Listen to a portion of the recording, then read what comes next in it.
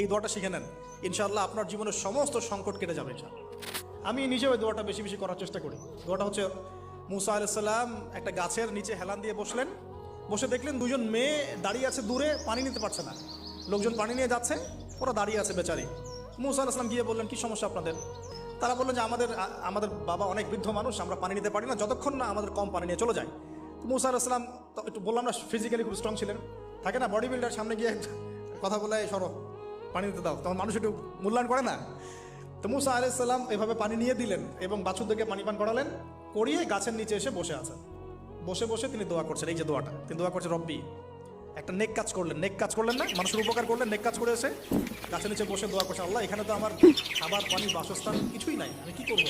রব্বি ইন্নি লিমা আনজালতা ইলাইয়া মিন খাইরিন ফাকির, রব্বি ইন্নি লিমা আনজালতা ইলাইয়া মিন খাইরিন ফাকির।